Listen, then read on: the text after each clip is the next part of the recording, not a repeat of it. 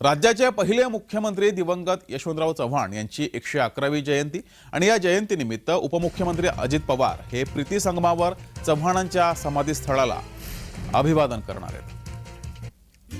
तरी दृश्य आपण पाहतोय, अभिवादन करतायत अजित पवार हे प्रीती संगमावर पोहोचलेले आहेत आणि त्या ठिकाणी ते अभिवादन करतायत।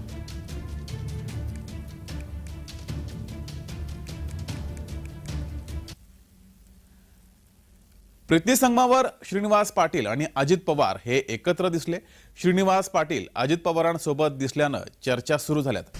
श्रीनिवास पाटील दादांसोबत जाण्यावर सूचक विधान सुद्धा केलेले आहे। तर श्रीनिवास पाटील हे शरद पवार गटाचे खासदार आहेत, मात्र प्रीती संगमावर ते अजित पवार यांच्यासोबत दिसले, त्यामुळे चर्चा सुरू झाल्यात।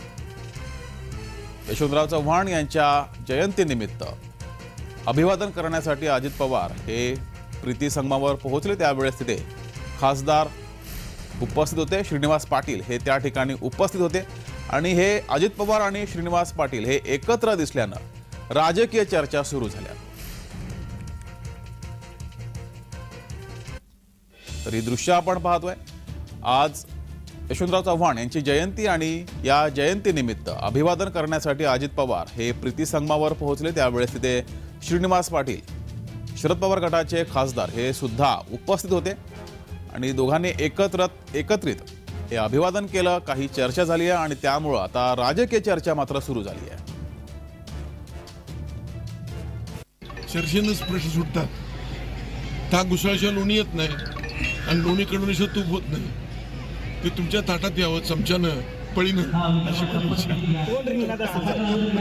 मुंबईला बोलवलं गेलं होतं, तुम्ही त्यानंतर तिथं बैठक झाली तुमची, काय नेमकं बैठक चर्चा व्हावी, कसं आहे, कोण आहे, पुढं कोण आहे, त्यानंतर कोण येईल, डाव्या हाताला कोण, उजव्या हाताला कोण, कोण आयत्या वेळेला जाईल, कोण आयत्या वेळेला येईल, ही चर्चा होती। तर प्रीती संगमावर श्रीनिवास पाटील आणि अजित पवार हे एकत्र दिसले।